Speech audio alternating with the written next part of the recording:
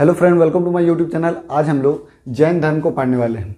तो जैन धर्म जो कि आपके कम्पिटिटिव एग्जाम में जितने भी कम्पिटिटिव एग्जाम होते हैं उसमें जैन धर्म का आना फिक्स है। मतलब कि क्वेश्चंस जो होते हैं वो जैन धर्म और बौद्ध धर्म से आते ही हैं।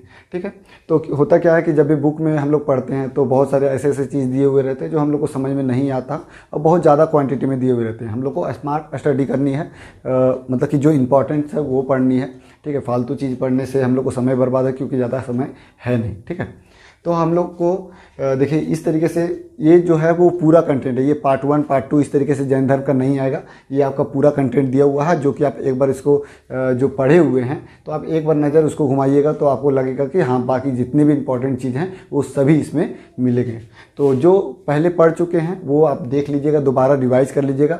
वीडियो को पॉज करके भी रिवाइज़ कर सकते हैं, और जो थोड़ा मोड़ा पढ़े हैं तो उसको पूरा देखना चाहिए। ठीक है, तो चलिए हम लोग शुरू करते हैं जैन धर्म का। तो देखिए स्टार्टिंग कहाँ से होता है कि तो उत्तर वैदिक काल जब समाप्त होने लगता है तो उस समय आपके समाज में बहुत सारे परिवर्तन आते हैं, धर्म में बहुत सारे परिवर्तन आते हैं। तो कुछ कुछ ऐसे धर्म का विकसित होता है जो कि एक तरह का नास्तिक के रूप में, जैसे कि आपका गौतम जो बौद्ध धर्म है या जैन धर्म है, ये जो है वो भगवान को नहीं मानते थे। उन लोग नास्तिक के रूप में एक धर्म के विकसित किए थे, जो कि हम लोग जैन धर्म और बौद्ध धर्म को पढ़ते हैं, जो कि एक नास्तिक धर्म है, यानी कि वो ईश्वर की मान्यता नहीं है। ठीक है, तो उसमें हम लोग बौद्ध धर्म हम लोगों ने पहले पढ़ चुका है। तो अब जैन धर्म की बारी है। तो जैन धर्म क्या है, तो इसमें देखिए टोटल जो है वो 24 तीर्थकर थे। इसमें टोटल कितने तीर्थकर थे? 24 तीर्थकर थे। मतलब इसका मतलब ये हुआ कि 24 को आदमी मिल करके, 24 को गुरु मिल करके इस धर्म को पूरा विकसित किया है। ठीक है, तो इसके जो संस्थापक है वो कौन है? तो आपका ऋषभ देव जो है वो इसके संस्थापक कहे जाते हैं। और पहले तीर्थकर की बात करें, प्रथम तीर्थकर भी आपका ऋषभ देव ही कहलाते हैं। ठीक है, उसके बाद आपके 23वें तीर्थकर जो है वो पार्श्वनाथ है, और 24वें तीर्थकर होते हैं महावीर स्वामी। तो वो तीनों को हम लोग बहुत ही विस्तार से पढ़ेंगे। ठीक है, तो हम लोगों को 24 तीर्थकर है वो सभी को नहीं पढ़ना है, 24 गुरु के बारे में नहीं पढ़ना है। जो इम्पोर्टेंट है यानी कि पहला, 23वां और 24वां ये चीज़ें पढ़नी है। ठीक है, तो पहला जो है वो आपका ऋषभ देव है, और 23वां जो है वो आपका पार्श्वनाथ है। ठीक है, तो इनके बारे में थोड़ा सा जान लीजिए कि इनका जो जन्म हुआ था वो काशी, जो कि वाराणसी है, आपका बहुत फेमस है ही, आप सभी को जानते होंगे कि काशी वाराणसी, जो कि वहाँ पर उनका जन्म हुआ था पार्श्वनाथ का। ठीक है, इनके पिता का नाम था अश्वसेन। इनके पिता का क्या नाम था? अश्वसेन नाम था, जो कि काशी के राजा थे। इनके पिता का नाम था अश्वसेन, जो कि काशी के राजा थे। देखिए मैं फिर से रिवाइज कर देता हूँ कि आपका जैन धर्म के संस्थापक किसे कहा जाता है? तो ऋषभ देव को कहा जाता है। और फिर उसके 23वें तीर्थकर थे वो आपका पार्श्वनाथ। उनका जो जन्म हुआ था वो वाराणसी, आपका जो काशी है वहाँ पर उनका जन्म हुआ था। इनके पिता का नाम अश्वसेन था, जो कि काशी के राजा थे। ठीक है, ये जो है ज्ञान की प्राप्ति किए थे कहाँ पर? तो पार्श्वनाथ पर्वत। आपको पता होगा कि झारखंड के जो छोटा नागपुर का पठार है उसमें जो सबसे ऊंचा इसका पर्वत है छोटा नागपुर का पठार का, पार्श्वनाथ जो है वहाँ पर इनका ज्ञान की प्राप्ति हुई थी। और सभी को घूमने जाते हैं, मैंने भी गया था। ठीक है, हालत ख़राब हो गया था पहाड़ चढ़ते चढ़ते। तो ज्ञान की प्राप्ति इनकी जो हुई थी आपके पार्श्वनाथ पर्वत है वहीं पर उनकी ज्ञान की प्राप्ति हुई थी। और इन्होंने जो है 4 शिक्षा दिए थे, ये बहुत ज़्यादा इंपॉर्टेंट है। कौन कौन सा? तो सत्य, अहिंसा, अस्तेय और अपरिग्रह। ये 4 चीज़ें हैं जो कि आपको याद रखनी होगी। कौन कौन सा? तो सत्य, अहिंसा, अस्तेय और अपरिग्रह। ये 4 चीज़ें हैं जो कि एग्ज़ाम में पूछे जाते हैं पार्श्वनाथ के बारे में। ठीक है, पार्श्वनाथ के बारे में इतना ही पूछा जाता है। फिर उसके बाद और कुछ छोटा सा पॉइंट्स है जो कि आपको आगे मिलेंगे। फिर उसके बाद हम लोग पढ़ते हैं महावीर स्वामी के बारे में, जो कि ये आपके जो हैं वो 24वें नंबर के तीर्थकर थे। इसमें मैंने लिखा नहीं है। ठीक है, 24वें तीर्थकर ये जो थे वो आपके 24वें नंबर के तीर्थकर थे, और सबसे अंतिम तीर्थकर भी यही थे। और इन्हीं के बारे में सबसे ज़्यादा हम लोगों को पढ़ना है, क्योंकि एग्ज़ाम में जो है सबसे ज़्यादा इन्हीं के बारे में दिया जाता है। तो इनका जो जन्म हुआ था वो 540 बीसी में, यानी ईसा पूर्व 540 ईसा पूर्व में हुआ था कुंडग्राम वैशाली में। कहाँ पर हुआ था? कुंडग्राम वैशाली में। देखिए महावीर जो स्वामी है उन जो है 24वें नंबर के तीर्थकर थे, सबसे अंतिम तीर्थकर थे। इनका जो जन्म हुआ था 540 ईसा पूर्व में हुआ था, जो कि कुंडग्राम वैशाली में हुआ था। ठीक है, इनकी जो मृत्यु होती है वो आपका 468 ईसा पूर्व में होता है, 468 बीसी में होता है। कहाँ पर? तो पावापुरी में 72 वर्ष की उम्र में होता है। ठीक है, उनका जो याद रखिएगा कि गौतम बुद्ध के बारे में कि वो उनका 80 साल में उनकी मृत्यु हुई थी और इनका जो है 72 साल में इनकी मृत्यु होती है। इनके बचपन का नाम जो है वो आपका वर्धमान था। ये बहुत ज़्यादा पूछा गया है एग्जाम में कि महावीर स्वामी का जो बचपन का नाम क्या था, तो वर्धमान था। इनके पिता का नाम था सिद्धार्थ। इनके पिता का क्या नाम था? सिद्धार्थ नाम था। ये आपका इम्पॉर्टेंट है। इनकी माता का नाम था त्रिशला। इनकी माता का क्या नाम था? त्रिशला, जो कि राजा चेटक की बहन थी। ठीक है, तो माता का नाम जो है हम लोगों को याद रखना है। और इनके जो पत्नी का नाम था यशोदा। इनकी पत्नी का क्या नाम था? यशोदा। और इसकी जो पुत्री हुई थी, पुत्री का नाम था अनुजा प्रियदर्शनी। क्या नाम था? अनुजा प्रियदर्शनी। ठीक है, तो मैं फिर से रिवाइज करवा देता हूँ कि महावीर स्वामी जो है वो 24वें नंबर के तीर्थकर थे। ठीक है, इनका जो जन्म हुआ था 540 ईसा पूर्व में कुंडग्राम वैशाली में हुआ था और इनका जो मृत्यु हुआ था 468 ईसा पूर्व में पावापुरी 72 साल की उम्र में हुआ था। ठीक है, इनका जो बचपन का नाम था वर्धमान और इनके पिता जो थे उनका नाम था सिद्धार्थ। इनकी माता जो है वो थी त्रिशला और इनके पत्नी का नाम था यशोदा। इनके पत्नी का क्या नाम था? यशोदा नाम था। और इनके बेटी का नाम था अनुजा प्रियदर्शनी। ये आपका इंपॉर्टेंट है। ठीक है, ये जो है घर जो त्यागी थे, थोड़ा सा नीचे मैं कर देता हूँ कैमरा को।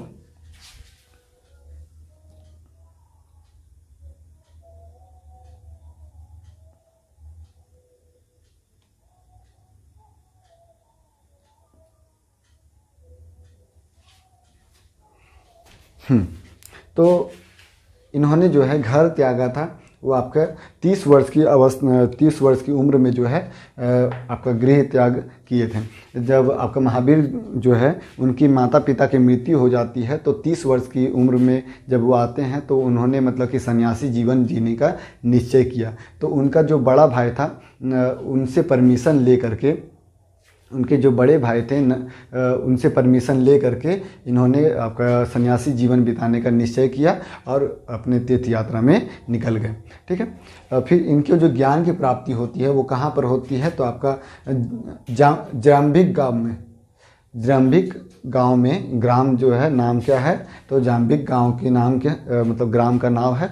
और ये आपका साल वृक्ष के नीचे रिजुपालिका नदी के किनारे 12 वर्ष का कठिन तपस्या करने के बाद में इनकी ज्ञान की प्राप्ति होती है। ठीक है, तो जृम्बिक ग्राम नाम का एक जगह था जो कि आपका साल रिजुपालिका नदी के किनारे है और वहाँ पर साल वृक्ष के नीचे उन्होंने 12 साल की कठिन तपस्या के बाद ज्ञान की प्राप्ति की थी। ये मतलब बहुत ज़्यादा पूछा गया एग्जाम में है कि रिजुपालिका नदी जो कि बहुत ज़्यादा फेमस है। फिर उसके बाद हम लोग पढ़ते हैं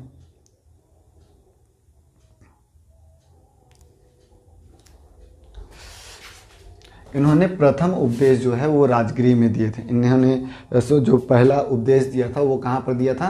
तो राजगृह में दिया था। इनके जो प्रथम शिष्य थे वो जामिल थे। ये आपका बहुत ज़्यादा इंपॉर्टेंट है कि आपका जैन धर्म के प्रथम शिष्य कौन थे? तो जामिल थे। अब भाई जामिल कौन था? तो जामिल जो है वो महावीर का दामाद था।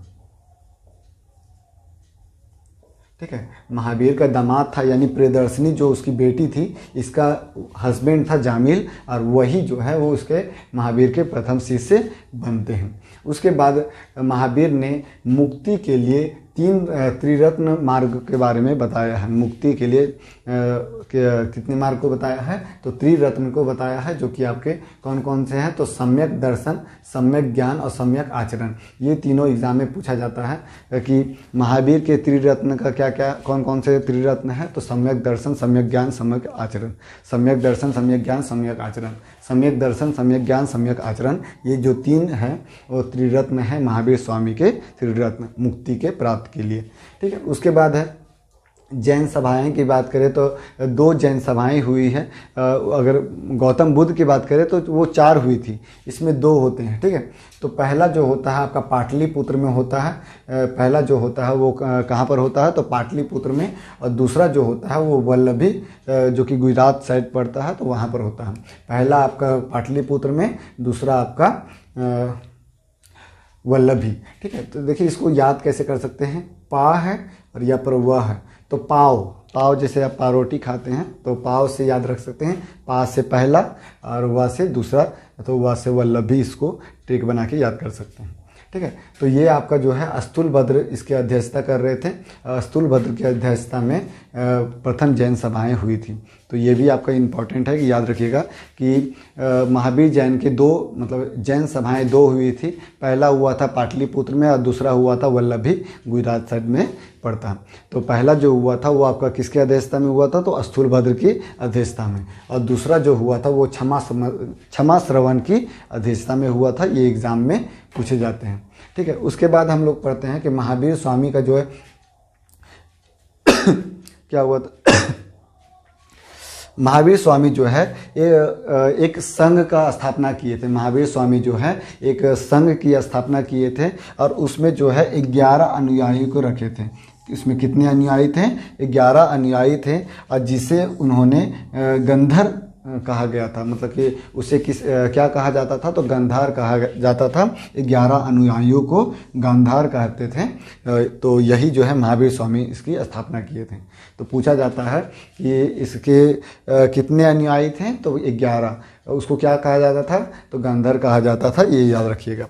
ठीक है, तब इनकी मृत्यु के बाद इनकी मृत्यु के बाद सुर्धमन नाम का एक व्यक्ति था। इनकी मृत्यु के बाद जो है सुर्धमन नाम का एक व्यक्ति था जो कि आपका इस संघ को मतलब कि आगे कंटिन्यू करवाते हैं। कहीं कहीं आपका ये आपका मिलेगा सुर्धमन मिलेगा, कहीं अधिकतर सुधर्मन मिलता है। ठीक है, यहाँ पर आपका होगा। तो जब महावीर स्वामी की जब मृत्यु हो जाती है तो ये जो संघ बनाते हैं उसको आगे कंटिन्यू कौन चलाते हैं? तो सुधर्मन नाम का व्यक्ति जो है उसको आगे कंटिन्यू करते हैं। तो फिर उनके मृत्यु के बाद क्या होता है कि बहुत सारे मतलब कि उनके जो अनुयायी थे उनकी विचारधाराएं बदल जाती है। मतलब कि अपने जैसे एक होता था कि जो शुरू से स्टार्टिंग किया है उसको फॉलो करते हुए चल रहे हैं। अब क्या हुआ कि उसके अनुयायी हैं वही मेन में आ गए हैं। तो उन लोग अपना अपना मत देते थे, जिस कारण से क्या होने लगा कि उनके जो तालमेल था वो गड़बड़ाने लगा। तो उसके बाद क्या हुआ कि आगे जो है जा कर के उसके अनुयायी जो है उनमें मतभेद होने लगा और उसके बाद जो है जैन धर्म जो है 2 भागों में बंट गया। होता क्या था कि जैसे उसमें 2 विचारधाराएं आ गई थी। कौन कौन सा? एक जो जैन धर्म मतलब जो महावीर जो स्वामी जो बताए थे उस चीज़ों को, और एक था कि नए डेवलप मतलब कि जैसे आपका देखिए श्वेतांबर और दिगंबर जैन धर्म जो है आगे चल के 2 भागों में बंट गया। उनके अनुयायी जो है उनके मतभेद होने के कारण 2 भागों में बंट गया, श्वेतांबर और दिगंबर। तो ये क्या है? तो श्वेतांबर जो है वो आपके नए विचारधाराओं को एक्सेप्ट करते थे, लेकिन जो दिगंबर है वो नए विचारधाराओं को एक्सेप्ट नहीं करते थे, वो पुराने विचारधाराओं को ही लेकर के चलते थे। तो एक समय क्या हुआ था कि आपका अकाल पड़ी थी, जो कि बहुत ज़्यादा भीषण अकाल पड़ी थी आपके। तो मगध में जो है वो आपका भीषण अकाल पड़ने के कारण क्या हुआ कि भद्रबाहु जो थे वो अपने शिष्यों को लेकर के कर्नाटक चले गए। क्या हुआ था कि 12 वर्ष का बहुत भयानक भीषण अकाल मगध में पड़ा था। तो जो दिगंबर और श्वेतांबर जो है 2 भागों में बंट गया था और इसके अध्यक्षता कौन कर रहे थे? तो स्थूलभद्र और भद्रबाहु 2 व्यक्ति जो थे वो इसकी अध्यक्षता कर रहे थे।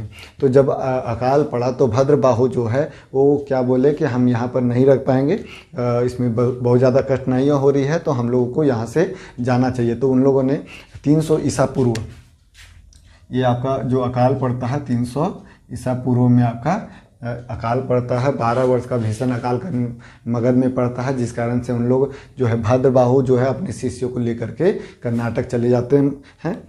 अब फिर उसके बाद क्या होता है कि दोनों जो है जब उन लोग भद्रबाहु जब आते हैं तो देखते हैं कि ये जो धर्म है मतलब कि इसमें बहुत ज़्यादा चेंजिंग हो गई है।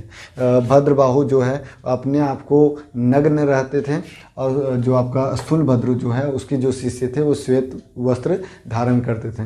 तो देखिए आपका जो जैन धर्म है वो 2 भागों में बंट गया था। कौन कौन सा? श्वेतांबर और दिगंबर। श्वेतांबर की अध्यक्षता कौन कर रहे थे? तो स्थूलभद्र। दिगंबर की अध्यक्षता कौन कर रहे थे? भद्रबाहु।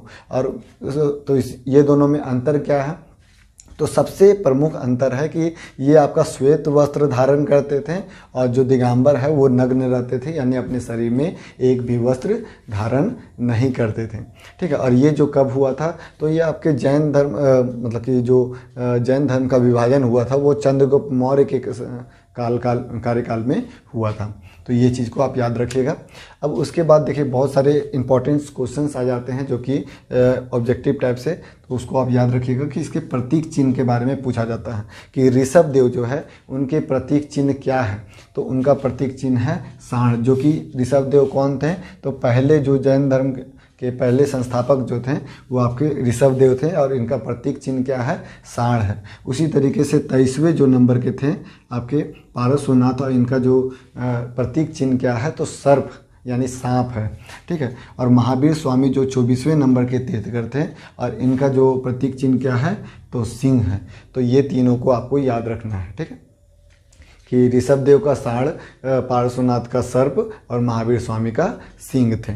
ठीक है, उसके बाद देखिए इंपॉर्टेंस आ जाते हैं कि जैन साहित्य को आगम कहा गया है। ये बहुत बार पूछा गया एग्जाम में है कि जैन साहित्य को क्या कहा जाता है, तो ये एकदम आप रट लीजिए इसको कि जैन साहित्य को आगम कहा जाता है।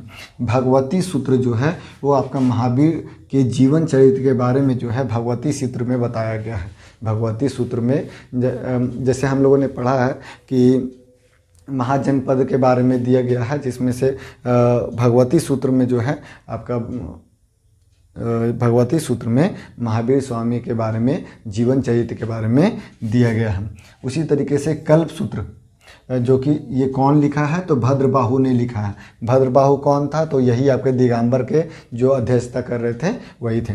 तो कल्प सूत्र जो है वो आपका भद्रबाहु ने लिखा है और इसमें क्या बताया गया है, तो जैन धर्म के प्रारंभिक इतिहास के बारे में बताया गया है। जो दिगंबर के अध्यक्षता कर रहे थे उन्होंने जैन धर्म के प्रारंभिक इतिहास के बारे में बताया है। कौन से पुस्तक में, तो कल्प सूत्र नामक पुस्तक में ये एग्जाम में आते हैं, बहुत बार आते हैं। ठीक है, मथुरा कला का जो संबंध है वो जैन धर्म से है। ये चीज़ भी याद रखिएगा कि मथुरा कला का संबंध जो है वो कौन से धर्म से है, तो जैन धर्म से है। फिर उसके बाद है खजुराहों का मंदिर। जो खजुराहों का मंदिर है चंदेल शासकों ने बनवाया था, जो कि आपका हिंदू और जैन मंदिर से मिक्सचर इसमें आपको देखने को मिलेगी। उसके बाद है दिलवाड़ा का जो जैन मंदिर है वो आपका कहाँ पर है, तो राजस्थान, माउंट आबू के राजस्थान में है। ये आपको याद रखना है कि दिलवाड़ा का जैन मंदिर कहाँ पर है, तो राजस्थान आपके माउंट आबू राजस्थान में पड़ जाते हैं। फिर उसके बाद इंपॉर्टेंस आपके आ जाएंगे कि श्रवण बेलगोला में आपके बाहुबली की विशाल मूर्ति, एक आपका जो कर्नाटक में पड़ता है वहाँ पर श्रवण बेलगोला में आपके विशाल मूर्ति बनाई गई है। तो ये आपके जितने भी इंपॉर्टेंस है बस इतना ही है। इसको बढ़िया तरीके से आप कॉपी में नोट्स कर लीजिएगा और रिवाइज कर लीजिएगा। ठीक है, मैं एक बार फिर से रिवाइज करा देता हूँ कि 24 जैन धर्म के 24 तीर्थकर थे। इसमें पहला ऋषभ देव था, 23वें नंबर के आपके पार्श्वनाथ, 24वें नंबर के महावीर स्वामी। ठीक है, तो जो पार्श्वनाथ थे उनका जन्म काशी में आपका वाराणसी में हुआ था। अश्वसेन इसके पिता थे और इन्होंने 4 शिक्षा दिए थे जो कि इस प्रकार थे। और पार्श्वनाथ पहाड़ी में उनकी ज्ञान की प्राप्ति हुई थी। महावीर स्वामी जो है 24वें नंबर के तीर्थकर थे। 540 बीसी में इनका जन्म हुआ था कुंडग्राम वैशाली में, और 468 ईसा पूर्व में इन्होंने पावापुरी 72 साल में इनकी मृत्यु हो गई थी। फिर उसके बाद बचपन का नाम सिद्ध वर्धमान था, इनके पिता का नाम सिद्धार्थ, इसकी माता का नाम त्रिशला, इनके पत्नी का नाम यशोदा, इनकी बेटी का नाम अनुजा प्रियदर्शनी। और इन्होंने घर जो छोड़ा था वो 30 साल की उम्र में अपने बड़े भाई से परमिशन लेकर के। ठीक है, इन्होंने फिर साल ब्रिज के नीचे, रिजुपालिका नदी के साल ब्रिज के नीचे इन्होंने ज्ञान की प्राप्ति की थी 12 वर्ष की कठिन तपस्या के बाद। कौन सा गांव था, तो जृंभिक नामक गांव था। ठीक है, जृंभिक। फिर उसके बाद है जैन धर्म, उसमें प्रथम उपदेश जो है वो राजगृह में दिया था। जो महावीर स्वामी है उन्होंने पहला उपदेश राजगृह में दिया था। प्रथम जो शिष्य थे जामिल था। जामिल कौन था, तो महावीर स्वामी के ही दामाद थे। इन्होंने मुक्ति के लिए त्रिरत्न दिए हैं, सम्यक दर्शन, सम्यक ज्ञान, सम्यक आचरण। और 2 जैन सभाएं हुई है, दो जैन सभाएं हुई है, ये याद रखिएगा। प्रथम पाटलिपुत्र जो कि अस्तुलभद्र अध्यक्षता कर रहे थे, और दूसरा आपका वल्लभी गुजरात में जो कि क्षमा सरवन इसकी अध्यक्षता कर रहे थे। उसके बाद महावीर स्वामी जो है वो उन्होंने एक संघ बनाया था जिसमें 11 अनुयायी थे, उसको गंधर कहा गया है। और फिर जब महावीर स्वामी का जब मृत्यु हो जाता है तो उसको आगे कौन लेकर के चलता है, तो सुधर्मन लेकर के चलता है। फिर उसके बाद आगे क्या होता है कि उनके जो अनुयायी थे उसमें मतभेद हो जाने के कारण दो भागों में बढ़ जाता है, श्वेतांबर और दिगंबर। श्वेतांबर दिगंबर क्या है, तो श्वेतांबर जो श्वेत वस्त्र धारण करते थे वो श्वेतांबर, और दिगंबर जो आपका नग्न रहते थे। इसकी अध्यक्षता कौन करते थे, श्वेतांबर का स्थूलभद्र, दिगंबर का भद्रबाहु। उसके बाद है प्रतीक चिन्ह की बात करें तो ऋषभ देव जो है पहले नंबर के तीर्थकर थे, इसका प्रतीक चिन्ह साढ़ है, आपका पार्श्वनाथ का सर्प और महावीर स्वामी का सिंह है। जैन साहित्य को आगम कहा गया है। भगवती सूत्र जो है उसमें महावीर स्वामी के जीवन चरित्र के बारे में बताया गया है। कल्प सूत्र जो है वो भद्रबाहु द्वारा रचित मतलब लिखा गया है, इसमें जैन धर्म के प्रारंभिक इतिहास के बारे में बताया गया है। मथुरा कला का संबंध जो है जैन धर्म से है। खजुराहो मंदिर जो है वो जैन धर्म और हिंदू धर्म से मिक्सर है, ठीक है। फिर दिलवाड़ा का जो जैन मंदिर है वो आपका माउंट आबू राजस्थान में पड़ता है। श्रवण बेलगोला में आपका कर्नाटक में एक बाहुबली की विशाल मूर्ति बनाई गई है जो कि आपके बहुत ज़्यादा इंपॉर्टेंट है। तो मिलते हैं नेक्स्ट वीडियो में।